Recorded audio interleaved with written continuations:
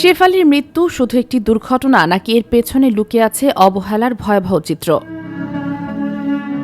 বলিউডের গ্ল্যামার জগৎ যেন আরেকবার থমকে গেল।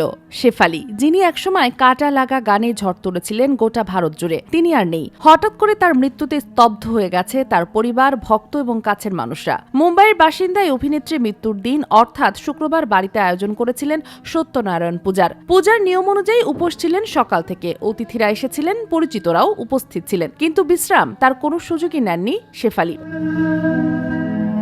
দুপুরে কিছু হালকা খাবার খাওয়ার পর রাত 10:30টার দিকে আচমকায় অজ্ঞান হয়ে পড়েন তিনি। হাসপাতালে নেওয়ার আগেই তার প্রাণ চলে যায়। প্রাথমিক ও তদন্তে পুলিশ জানিয়েছে শেফালির রক্তচাপ ছিল মারাত্মকভাবে কম। এর ফলে হৃদযন্ত্রের সমস্যা দেখা দিতে পারে। তবে এখানেই থেমে নেই ঘটনা। তদন্তে উঠে এসেছে আরও একটি বিস্ময়কর তথ্য।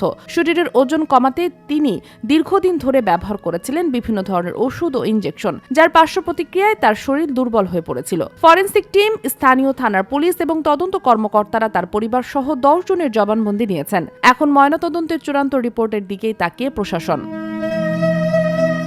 1982 সালের 15 ডিসেম্বর জন্ম নেওয়া শেফালি মূলত পড়াশোনা করেছিলেন ইনফরমেশন টেকনোলজিতে সর্দার বল্লভভাই প্যাটেল ইনস্টিটিউটে।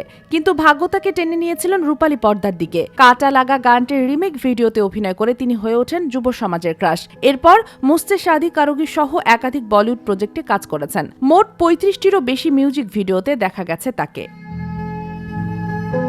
Sheikh Masuma, daily our, Bangladesh.